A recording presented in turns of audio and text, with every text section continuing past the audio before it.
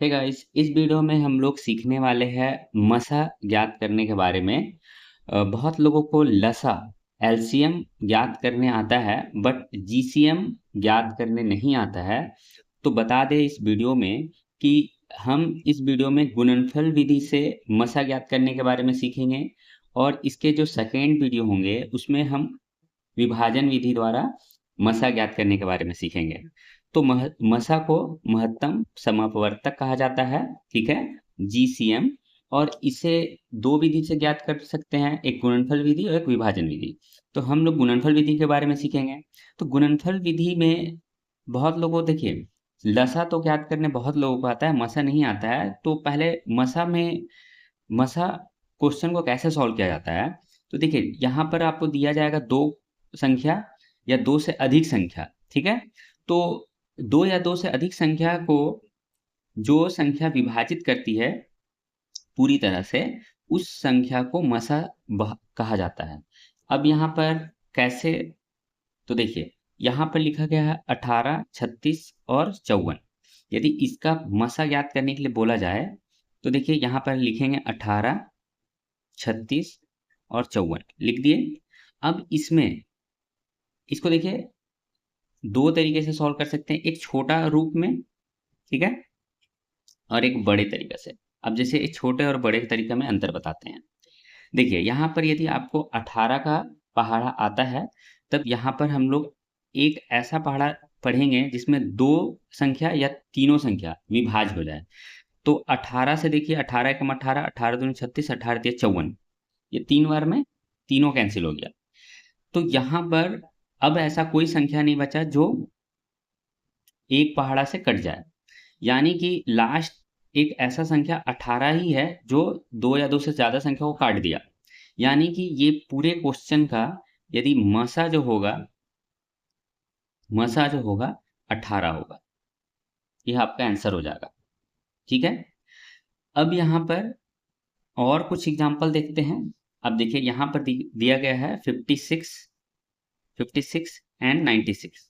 ये 56 एंड 96 दिया गया है।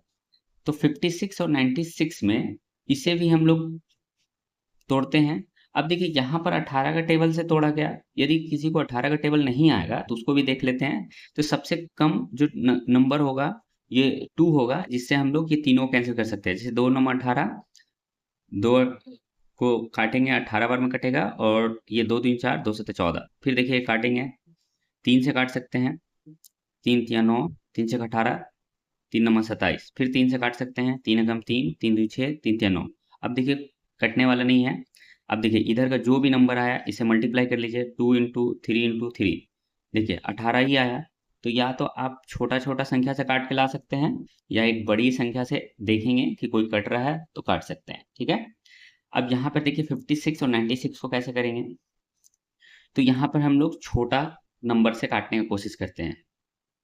तो यहाँ पर 2 से काटते हैं, 2 दूनी 4, 2 अठे 16, 2 चौके 8, 2 अठे 16, ठीक है। फिर 2 से काटते हैं, 2 कम 2, 2 चौके 8, फिर 2 दूनी 4, 2 चौके 8। फिर काटते हैं 2 से, 2 सत्ते 14, फिर 2 एकम 2, 2 दूनी 4। अब ये नहीं घटने वाला। तो इसका मतलब देखिए, 7 और 12 बचा। अब ये किसी का टेबल से नहीं घटेगा, एक ही टेबल से। तो अब यहाँ पर क्या बचा, 2 2 2, यानी कि 2 गुना 2 गुना 2, 2 दूनी 4, 4 दूनी 8। इसका आंसर 8 हो जाएगा, ठीक है। अब देखिए नेक्स्ट है यहाँ पर 25, 45 और 55। तो यहाँ पर लिखेंगे 25, 45 और 55 किसका टेबल से कटेगा ये। तो लास्ट में 5 है, तो जाहिर सा बात है 5 का टेबल से कट जाएगा ये। तो 5 से काटते हैं, 55 25, 5 9 45, 5 एकम 5, 5 एकम 5। अब देखिए, कोई भी ऐसा नंबर नहीं है जो दो नंबर जो एक ही पहाड़ से कटे, ठीक है। तो यहाँ पर ये लास्ट जो नंबर बचा केवल, तो 5 इसका आंसर हो जाएगा, मसा, ठीक है। तो 25, 45, 55 का मसा 5 होगा, क्लियर। देन उसी तरह आगे भी है, 9 है, 18 है एंड 36 है। तो यहाँ पर भी काटते हैं, तो 9 से कट जाएगा, 9 एकम 9, 9 दूनी 18, 9 चौक 36, ठीक है। अब देखिए 2 से कटेगा, 2 1 जा 2, 2 2 जा 4।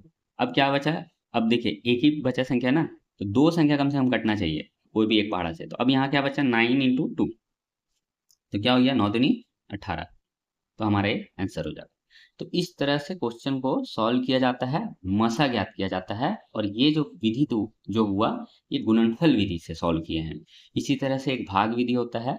यदि आपको वीडियो इंफॉर्मेटिव लगा है तो वीडियो को लाइक कर दीजिए, और इसी तरह के और भी वीडियो आपको मिलता रहेगा। तो नेक्स्ट वीडियो में हम लोग सीखेंगे विभाजन विधि से मसा ज्ञात करने के बारे में। तो थैंक्स फॉर वॉचिंग।